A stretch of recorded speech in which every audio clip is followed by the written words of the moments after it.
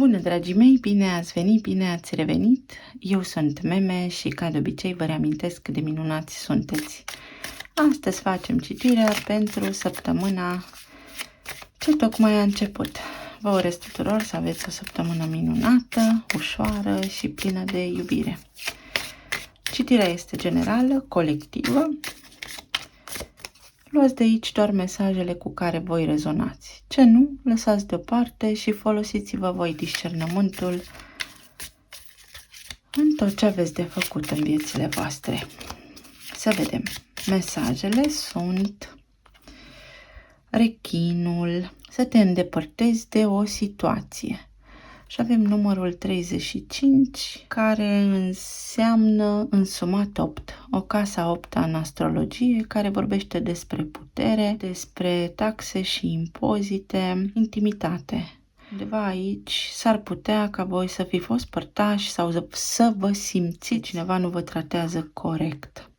Avem casa 3, care vorbește despre comunicare și despre tot ceea ce înseamnă mediul înconjurător de pe lângă casă și casa leului, unde este în acest moment Venus în perioada de retrogradare. Nu puteți să spuneți ceva cuiva și vă deranjează acest lucru, vă simțiți cumva limitați, dar numărul 8 este și o perioadă de tranziție, de transformare și de renaștere. Ceva ce va crea disconfort, acum se poate schimba. Se poate alchimiza. Mă întreba cineva în citirile trecute ce înseamnă egregor. Înseamnă eu emit un gând și am treabă cu cineva care emite un gând. Deja acel spațiu se numește egregor. Este un spațiu la nivel de energie, vibrație, unde două gânduri care coincid la nivel de tematică se strâng unul lângă celălalt, ca să explic așa pe înțelesul tuturor. Și atunci se creează un egregor. Luați exemplu o sală de curs. Fiecare cursant are un gând și toți la un loc, pentru că se dezbate aceeași temă, au gânduri pe același subiect, se formează un egregor al temei respective. Așa este și în relații. În orice fel de relație. Aici avem prințesă 1 și poți să fii propriul tău cavaler. Te poți descurca, poți să transformi o situație dacă ai traversat sau traversezi ceva neplăceri, ai puterea să schimbi situația astfel încât să nu te mai simți așa în relații, pentru că vorbim despre intimitate. Și leoaica, ți-ai câștigat dungile, experiența, ți-ai câștigat dreptul la liberă exprimare și dreptul să fii bucuros. Leul este casa bucuriei, bucuriei noastre. Avem numărul 13 al arcanei fără nume, moartea, care vorbește fix despre acest lucru, despre o perioadă de tranziție. Foarte interesant mesajul. Cumva lucrurile care poate vă dor sau vă creează neplăceri, zilele acestea sau situațiile care v-au creat neplăceri sunt acum în transformare, ceea ce înseamnă că este un lucru foarte bun, mai ales că avem 40 de zile la dispoziție, 40 de zile până când Venus își reia mersul direct, când apar din trecut emoții, locuri, sentimente, oameni, dar și revizitarea unor lucruri care ne ajută pe noi acum să fim mai puternici, să ne recâștigăm bucuria, stima de sine. Aici este o chestiune legată și de rană pe linie paternă sau rană paternă, care se poate acum transforma. Ne putem schimba perspectiva. Cartea roșie, da, cartea roșie a lui Jung, care vorbește despre simbolistică, despre semne, despre vise, pentru că avem și semnul peștilor aici, poate aveți legătură cu cineva din semnul pești, gemeni, și aici avem peștii, un sacrificiu, se elimină un sacrificiu sau scăpați dintr-o zonă de sacrificiu. Este o săptămână de tranziție, de alchimizare și de vindecare, dar în esența sa care ne susține. O nouă zi, o nouă săptămână. Aici avem cocoșul. Cineva își poate face prezența vizibilă în viața voastră. Cum se spune în popor când cântă cocoșul? Că se anunță oaspeți, nu? Deci puteți primi niște oaspeți sau voi puteți pleca într-o călătorie. Avem aici soarele roșu, magnetic, o prezență masculină, dar nu este neapărat. Avem 5 oițe, înaltul preot, ceva stabil se anunță. Deci o situație în care voi erați se schimbă acum. Trebuie doar să vă păstrați gândirea optimistă.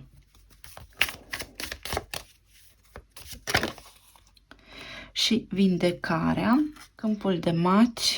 Da, posibil unii dintre voi să fi trecut printr-o situație dureroasă sau așa ați resimțit-o voi.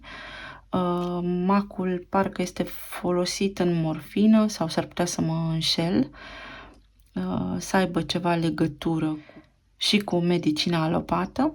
Deci o vindecare, după cum spuneam, este o săptămână în care vă simțiți bine, ieșiți dintr-un sacrificiu, ieșiți dintr-o perioadă în care ați tot oftat.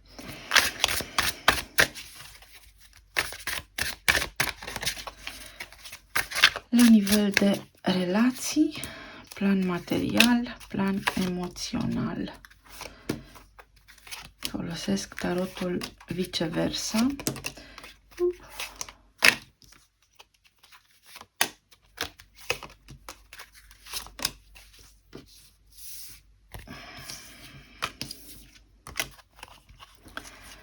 În zona relațiilor avem soarele, 8 de bâte, justiția și 7 de spade. V-am spus, vă ajută această săptămână să îndreptați ceva, se îndreaptă ceva care are legătură cu sunetul, ceva ce nu a funcționat, o comunicare care poate a fost interpretată greșit, se curăță aici. Și soarele. O săptămână care vă face să vă simțiți puțin mai bine, deși nu vedeți acum, există un sens aici care vă scoate din ceață. Dacă sunteți persoane singure și vreți să cunoașteți pe cineva, parcă prindeți curaj săptămâna aceasta sau parcă cineva prinde curaj. Unii dintre voi aveți realmente un admirator secret aici, dar care este un pic timid sau care se simte intimidat de prezența voastră și nu îndrăznea până acum să vă vorbească. Și posibilitatea cea mai mare este ca în această săptămână să-și facă simțită prezența, să vă treziți din senin cu cineva, posibil să fie și cunoscut de voi, posibil nu pentru unii dintre voi, să vă declare, să vă spună, să prindă curaj și să vă spună că vă place sau să vă invite în oraș, pentru că aici cineva clar vă vizitează sau își arată o intenție în ceea ce vă privește. Pentru cei care sunteți într-o relație de căsătorie, aici lucrurile se aplanează un conflict sau voi doi ca parteneri într-o relație stabilă ați tot fost pe drumuri în ultima perioadă și în sfârșit ajungeți să respirați, ușurați și să petreceți timp împreună. Fie cumva ajungeți la un acord comun, la un numitor comun, este o săptămână mai calmă, mai liniștită, mai lipsită de evenimente neplăcute. 7 de spade aici este întors, este în umbră, deci nu este o prezență activă, este ca și când în această săptămână toată lumea vrea liniște. Poate plecați într-un concediu, poate primiți o vizită, faceți o deplasare voi sau comunicarea în casă este una plăcută. Iar pentru cei care sunteți în separare, această săptămână aduce o conștientizare și o potențială comunicare între voi și persoana cu care aveți voi acum o treabă de rezolvat sau de care sunteți separați. Persoana la care vă gândiți voi trece printr-un test al justiției, încheie sau este față în față cu un efect karmic pentru care trebuie să își asume responsabilitatea. Aici foarte mulți dintre voi aveți de a face cu o persoană care poate are legătură cu justiția sau care este într-o altă relație, într-o căsnicie posibil să aibă și copii, dar care se trezește cumva la realitate și conștientizează că locul său nu mai este acolo și are acest nivel de conștientizare foarte abrupt, foarte subit. Iar pentru alții dintre voi, aici, dacă nu au funcționat lucrurile la nivel de comunicare, această săptămână vă poate aduce un prilej. Dar, soarele fiind întors în umbră, este ca și când orgoliul vostru ar trebui să fie foarte topit.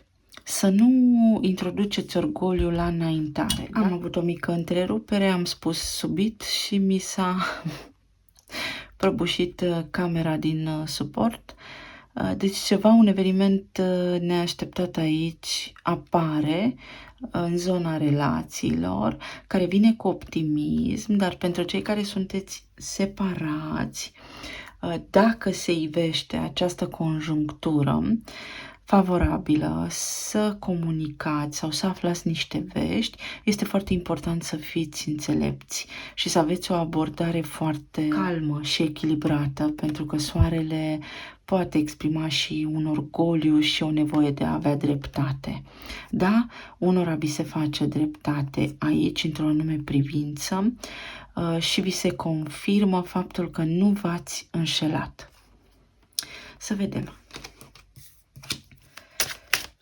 Ce înseamnă 7 de spade?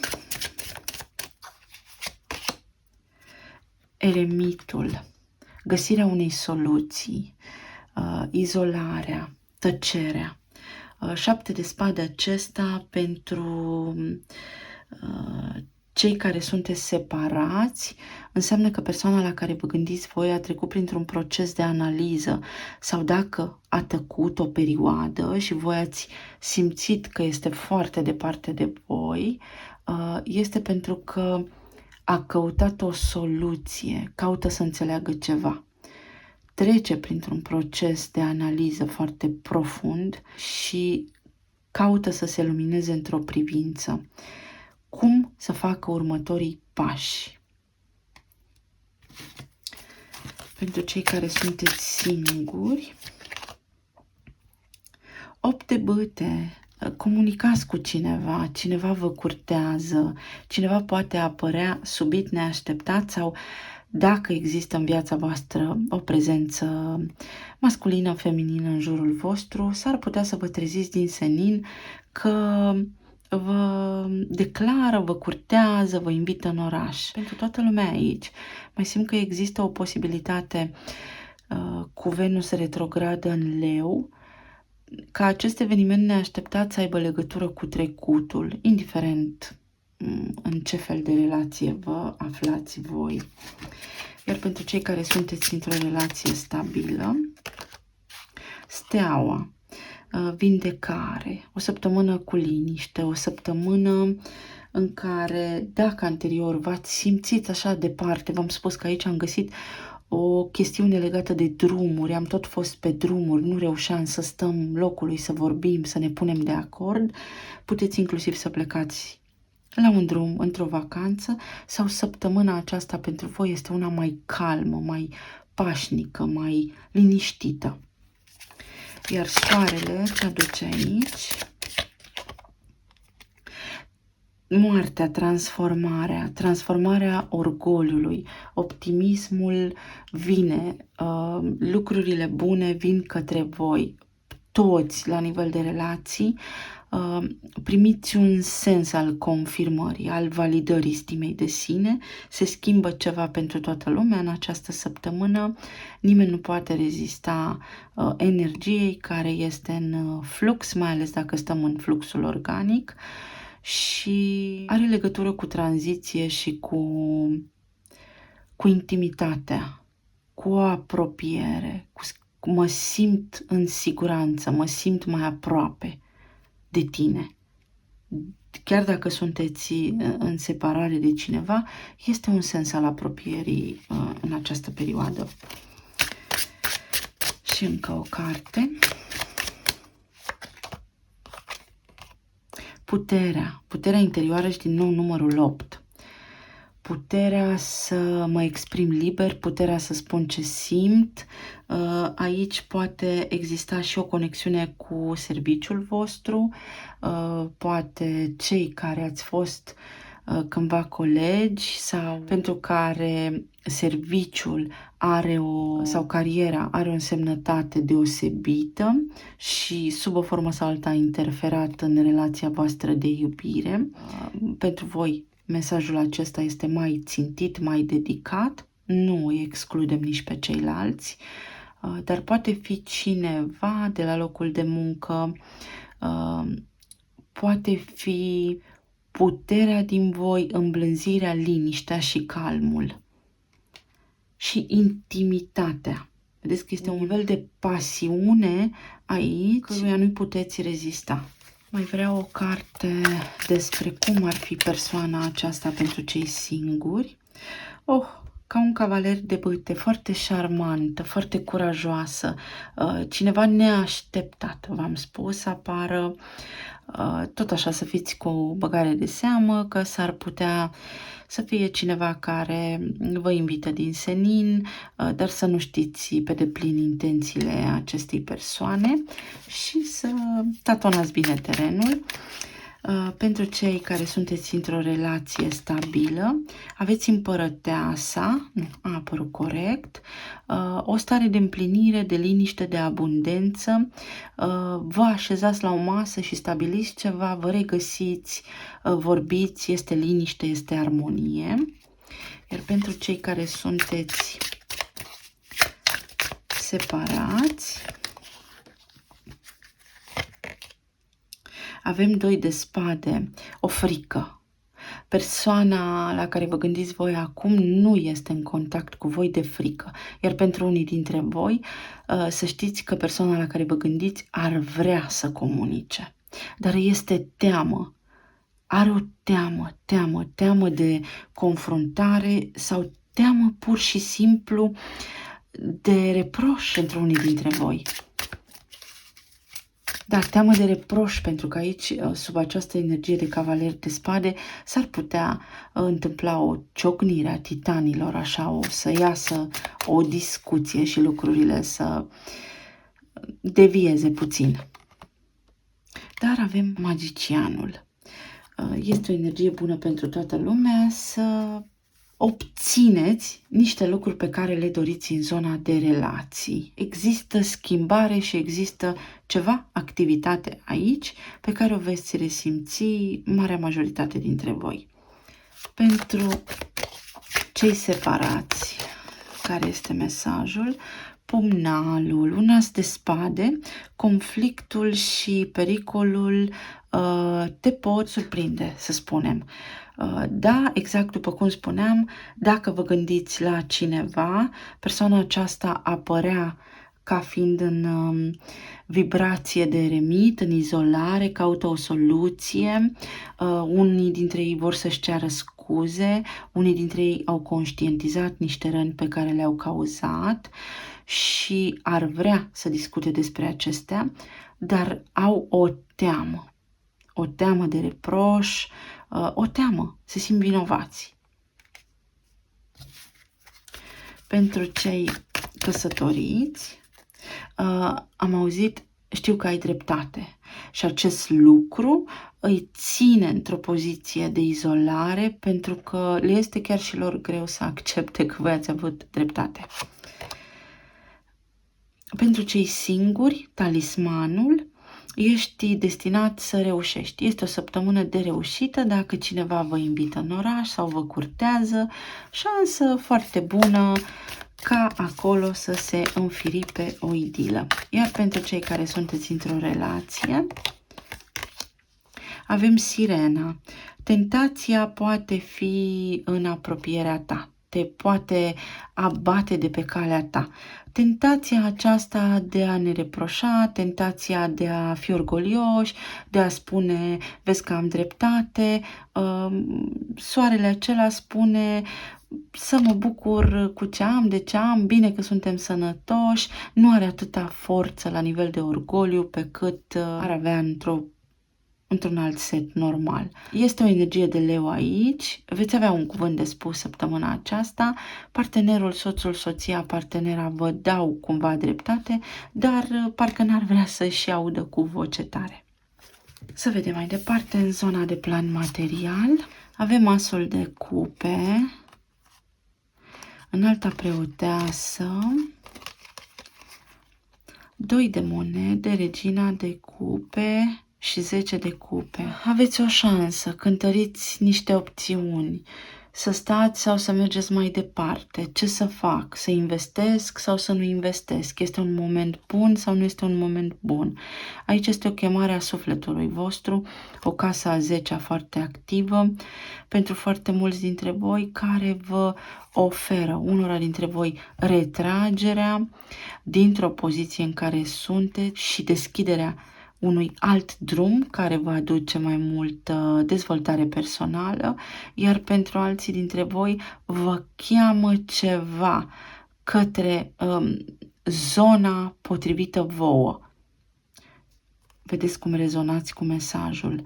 Iar pentru alții dintre voi s-ar putea să vă surprindă această săptămână la nivel financiar și să rezolvați o chestiune despre care nu aveați idee cum să o rezolvați. Ideea este că va trebui să luați o decizie și să vă urmați intuiția. Veți avea o alegere de făcut săptămâna aceasta care vă duce către soluția potrivită vouă. Este o împlinire, este o bucurie în zona aceasta materială pe parcursul acestei săptămâni. Cu ce poate avea legătură această bucurie? Cu o cameră, o audiență, un interviu, o reușită, depuneți niște dosare, sunteți magicianul. Aici, în zona materială, aveți ceva de făcut, este o alegere care va duce o reușită, dar este nevoie de acțiune. Sunteți la nivel de intenție și trebuie să acționați. Are legătură cu istoria voastră și cu modul în care voi acționați în mod normal, cu un fel de a fi. Încercați să vă urmați intuiția și să vă abateți puțin de la modul vostru de a fi. Și aici avem servitorul. Cineva vă ajută și nu vă așteptați la asta și vă ajută cu bună inimă. Cu bună inimă. Iar alegerea vă aparține vouă. Aveți o alegere de făcut între a nu mișca nimic și în a vă schimba, a ajunge din postura de student profesor, adică la un nivel mai înalt, o poziție mai bună, o casă mai bună, o casă mai mare, o tranzacție care poate avea loc aici. La nivel de plan spiritual, emoțional sau medical avem steaua, regele de spade, 6 de bâte și cavalerul de și pajul de cupe, scuzați-mă.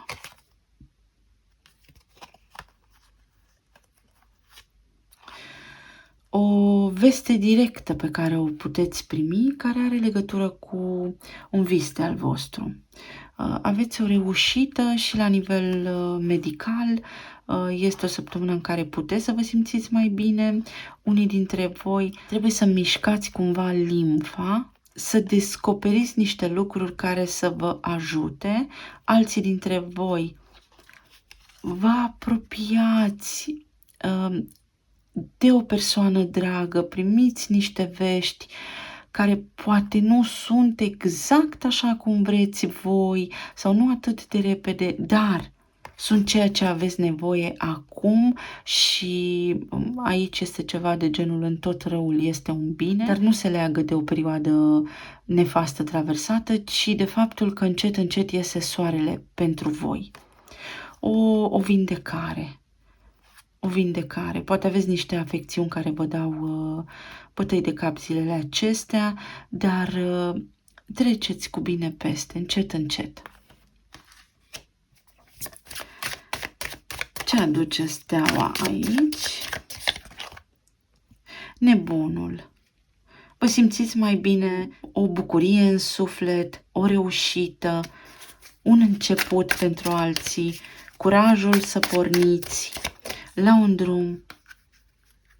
Și 6 de bâte, 7 de bâte, curajul să porniți la un drum, curajul să faceți ceva, curajul să vă lansați în ceva nou. La nivel de iubire, așa, relații, ce ne spun cărțile? Reconciliere. Cineva din trecutul tău se întoarce în viața ta și v-am spus aici că este o energie care ar putea anunța așa ceva. Și dacă vă surprinde acest eveniment, să aveți grijă la ego, la a avea dreptate. Talismanele.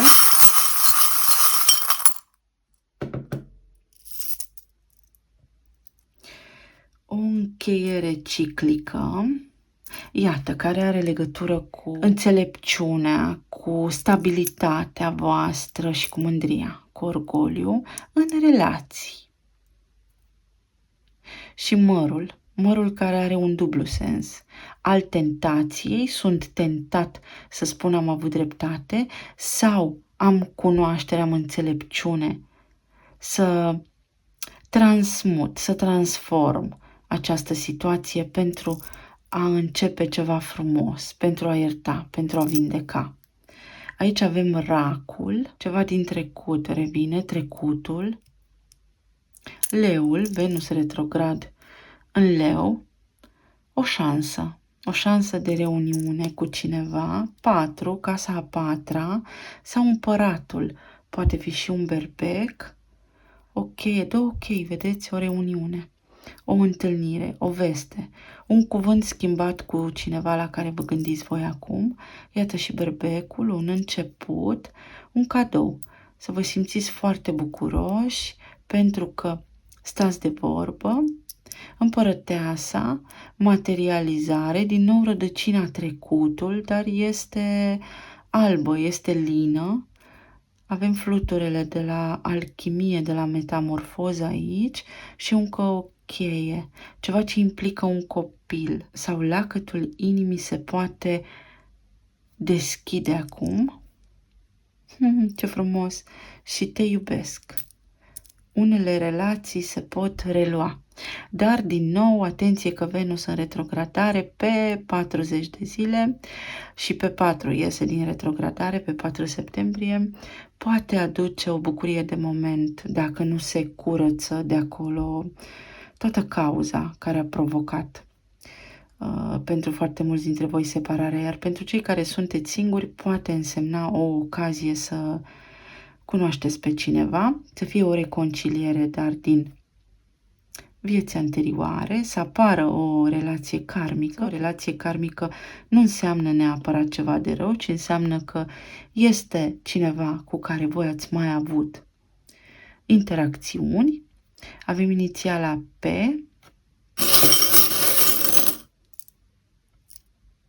un Capricorn, Peștii, renunțarea la un sacrificiu, roata destinului,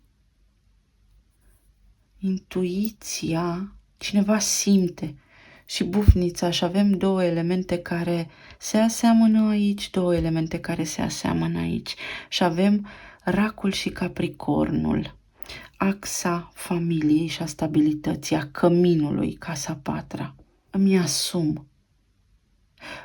Pentru unii dintre voi să știți că poate însemna și în sfârșit ne mutăm împreună și în sfârșit formăm o relație stabilă, în sfârșit mi este foarte clar, iar pentru alții dintre voi înseamnă o renunțare, un început nou. Numărul 10 mai poate fi important aici. Numărul 3, 1, 7, 8, 4 și inițiala P.